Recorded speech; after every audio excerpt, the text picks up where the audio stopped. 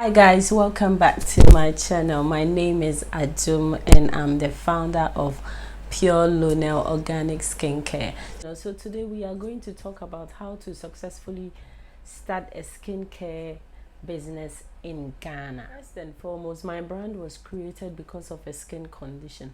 Not a skin condition for me though, but it was somebody who was so dear to my heart. Growing up, I lived with my grandmother. She was a seamstress and also she was into skincare product because she had a skin condition that never went away till she died. So like after so many years she's dead and gone and years has passed by, I started a blog factory business. Unfortunately, it just didn't work out well. I started a lot of like small businesses and all that. Today I'm doing this, tomorrow I'm doing that and all that. So I just sat down one day and I didn't know what to do. So I was going to pick my kids from school and I saw this little child with that condition that my grandmother used to have. I didn't know what to do because at that time I've not started this skincare business. So I just looked at the child and I felt so bad because when I saw the child, it made me remember my grandmother. Yes, and because of that skin condition, my grandmother really loved to dress, but she always have to wear something to cover it up. And we tried so many things. We tried so many herbs. We tried so many oils in the olden days, like when I was a kid, but it didn't go. So when I saw the child with that, I was like, wow. Because I remember how many times and how many concoction and how many clinics and hospitals we have been to cure my grandmother's own, that it didn't go till she died. So I was thinking about the child. I was just thinking about the child so badly. So I'm sad. What if this child is in my son's class and this thing is transferable?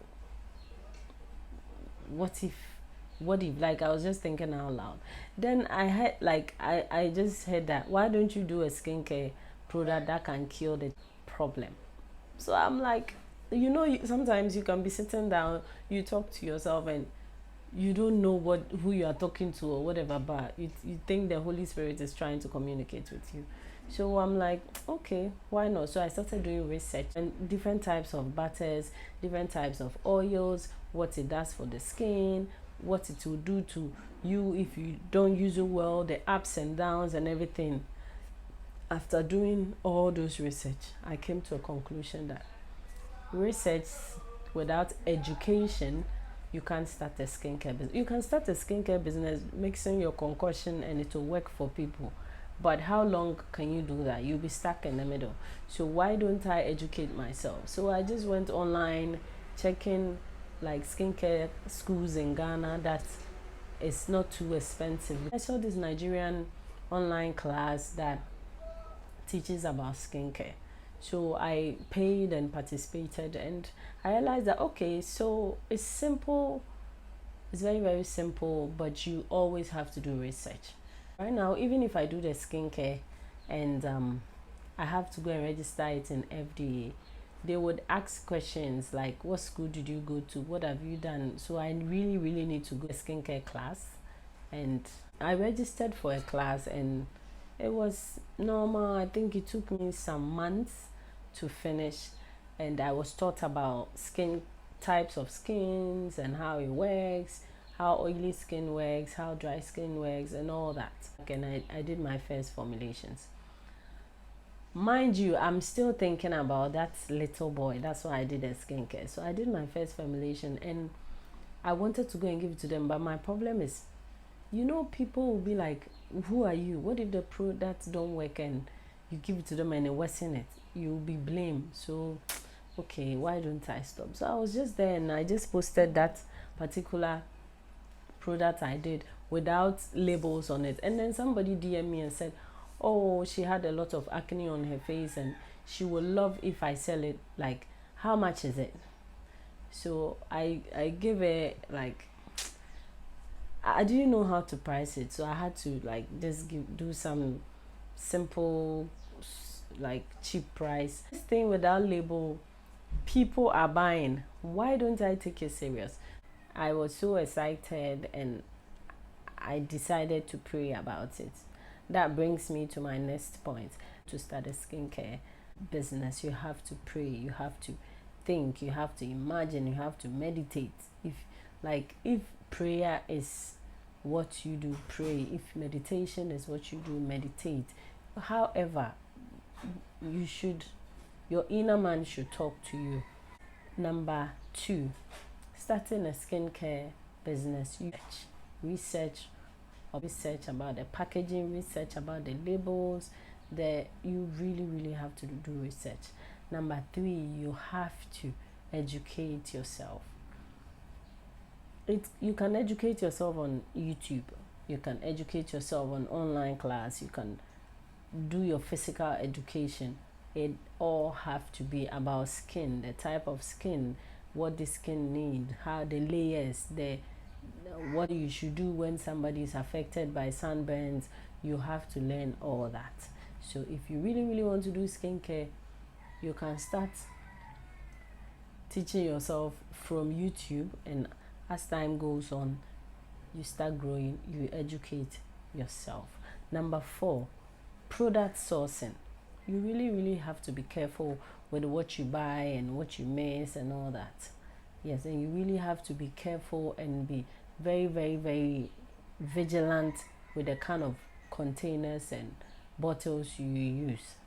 Yes, because they look so nice, but when it's on the sun, then it will start melting. Really careful and check the kind of containers you are buying for your product.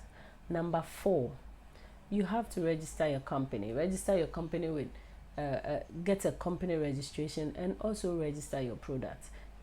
There's a difference between company registration and there's a difference between product registration. So company registration is when you register the whole company in your name with a nice name. And then product registration is when you go to FDA, like for them to clinically check what you have done, whether it's the right thing or is it going to affect someone. It is like a police. It's a skin, like Food and Drugs Board is the police for food and the drugs. So definitely when you are doing something that is not right, they will definitely come for you.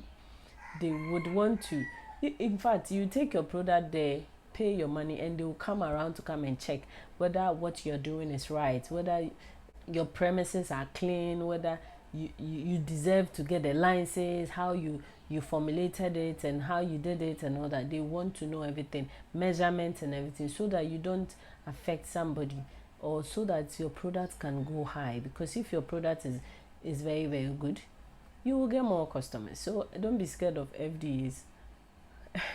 Don't be scared of Ghana Food and Drugs Authority. They are good people. Formulate your product, put it in a nice packaging, put your labels on it, and walk into their office and pick up the forms, fill it, leave your product there. If there's something, they will call you and then you come for it. Yes, it's as simple as ABC. 5, who are your target market? Do you want to make a lot of product and take it to the market, or you want to make a product for the supermarkets?